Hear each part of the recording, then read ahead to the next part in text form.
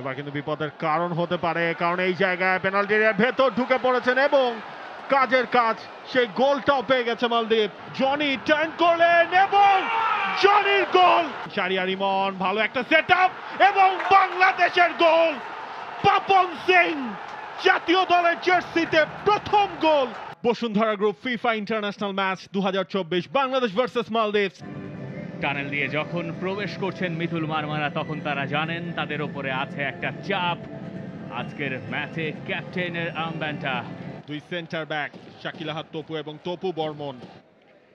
আজকের match referee Virender রায় ভুটানের। মালদ্বীপ একটা পরিবর্তন করিয়েছে আগের ম্যাচ থেকে, সেখানে এনজয় করতে এই বসুন্ধরা কিংস অ্যারেনাকে ডিলাইটফুল একটা মোমেন্ট উপহার দিতে সেটারই অপেক্ষা, সেটারই চেষ্টা শুরু এবার বাংলাদেশের। তপু বর্মনের লং বল দিয়ে মোরসালিন।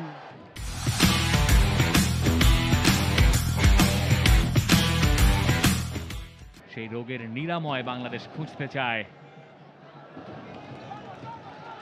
একটা কাউন্টার অ্যাটাকে ওঠার সুযোগ আছে বাংলাদেশের সামনে। ট্রানজিশনে রাকিব, উদ্দেশ্য ফাহিম, কিন্তু ফাহিম সেখানে আর পেরে ওঠেননি ফিজিক্যালি হাইসামের সঙ্গে। এবার কিন্তু বিপদের কারণ হতে পারে, কারণ এই জায়গায় পেনাল্টি এরিয়ার ভেতর ঢুকে পড়েছেন এবং কাজের কাজ, সেই গোলটাও পেয়ে গেছে মালদ্বীপ। আলী ফাসির ব্যাক টু ব্যাক 2 ম্যাচে গোল করলেন, আরো একবার বাংলাদেশ পিছিয়ে পড়লো। তপু বর্মনের ভুলের মাসুল দিতে হলো গোল হজম করে, এবং সেখান থেকে বাংলাদেশ আরো একবার পিছিয়ে পড়লো। সেটাই কাল হলো বাংলাদেশের জন্য। কড়ায় গন্ডায় সেটার মাসুল দিতে হয়েছে বাংলাদেশকে। সে ভুল পাস, এরপর আলী ফাসির এমন একটা জায়গায় সেকেন্ড বলটা আসলো তার কাছে, ইজিলি বডিটাকে অ্যাডভান্টেজ পজিশনে নিলেন, বা পায়ে বলটাকে খালি প্লেস করলেন জালে। রাইট ফ্ল্যাঙ্কে মুজিবুর রহমান জনি, রিসিভিংটা ঠিকঠাক, তবে এরপর জনি একটা বাধাও দিলেন। তার সামনে ছিলেন হাইসাম। জনি ফার্স্ট টাচেই বলটা ভেতরের দিকে নিতে চেয়েছিলেন, এবং ওই পেসেই তিনি যখন একবার দেখলেন হাইসামকে আর টপকে যাওয়া তার হচ্ছে না, তখন তার রিয়াকশনটা স্বাভাবিকই ছিল। বেশিরভাগ ফুটবলারের ক্ষেত্রেই হয়তো এমনটাই ঘটতো। এক্স্যাক্টলি, জাভিয়ের কাবরেরা শুরু যে প্ল্যান দিয়ে করেন সেটাই তিনি শেষ পর্যন্ত ধরে রাখতে চান। আর একবার লেফট ফ্ল্যাঙ্ক দিয়ে মালদ্বীপের আক্রমণ, হাইসাম সাদের সেখানে একটা চ্যালেঞ্জ, রেফারি চোখে পড়েছে, সেটা বাঁশিও বেজেছে সাদের এগেইনস্টে। দেখুন গেম ম্যানেজমেন্ট মালদ্বীপের। হাইসাম যখন বল পেয়েছেন তিনি জানেন বক্সের আশপাশে তার কোনো সতীর্থ নেই, এবং তিনি বলটাকে নিয়ে একদম টাচ লাইন হাগ করে যাচ্ছিলেন, এবং সেখান থেকে সাদউদ্দিন তিনি জানেন তার দল পিছিয়ে আছে, তার ঘরের মাঠ, সমর্থকেরা হতাশ, তারা হতাশ। এইরকম সময়ে তিনি আরো বেশি ধৈর্যহারা হয়ে ফাউলটা করলেন, এবং আরো একটা রাকিবের কাটব্যাক, ফয়সাল আহমেদ ফাহিম পোস্টেই রাখলেন, গোলের সুযোগ। মোরসালিন অন দ্য মুভে সেটা মিস করে গেলেন, তবে এর আগে বেশ ভালো করেছিলেন ফয়সাল আহমেদ ফাহিম। হুসেন শিফাও লেফট ফ্ল্যাঙ্ক দিয়ে রাকিব যে সাপ্লাইটা দিলেন, সেটাই হুসেন শরীফ তিনি আটকে দিয়েছিলেন। অ্যাকচুয়ালি ফাহিম যেটা করেছে, হি ডিড এক্সেলেন্ট জব, কিন্তু আমি বলবো যে মানে গোলকিপারের ক্রেডিট অ্যাকচুয়ালি, এবং এটা অনেকটা গোলকিপারের ফেভারেবল একটা হাইটে ছিল, যে কারণে সে কিন্তু অ্যাকচুয়ালি কাটিয়েছেন। পেনাল্টি এরিয়ার ভেতর ঢুকে পড়েছেন, নিজেই ট্রাইটা করলেন, বলটাকে ভেতরে ঢুকাতে চেয়েছিলেন, তবে সেটা পারেনি ফাহিম। আরো একবার মুজিবুর রহমান জনি, সেখান থেকে মোরসালিন, ভালো দেয়া নেয়া, জনি টার্ন করলেন এবং জনির goal. Credit goes to Jony, বলটাকে টার্ন করলেন, জায়গা তৈরি করলেন, সেখান থেকে এই কিংস অ্যারেনাকে জাগিয়ে তুললেন Johnny. What a shot, what a hit! এবং ম্যাচে সমতায় ফেরার জন্য এর চেয়ে ভালো সময় বোধহয় কমই হয়। যে মুহূর্তে আমরা কথা বলছিলাম বিরতির সময় বাংলাদেশ কি করবে, তার আগে এই গোলটা প্রাণ ফিরিয়ে দিল বাংলাদেশকে। প্রাণ ফিরে পেয়েছে গ্যালারি। এরকম একটা গোল দেখার জন্যই গ্যালারিতে বোধহয় দর্শকেরা আসেন। ফ্লেয়ার চলেছে, প্রথমবারের মতো বাদ্য বাজছে, বাংলাদেশ গেল ম্যাচে কোনো গোল করতে পারেনি, এই ম্যাচে করলো। এই মুজিবুর রহমান জনি, তিনি করেছেন গোলটা।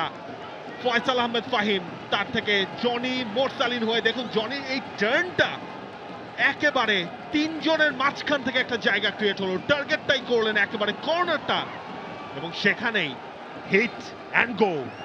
এবং তার সামনে চারজন ছিলেন, চারজন মালদ্বীপের ডিফেন্ডার, কোয়ালিটি, ইন্ডিভিজুয়াল গোল, বক্সের বাইরে থেকে হিট।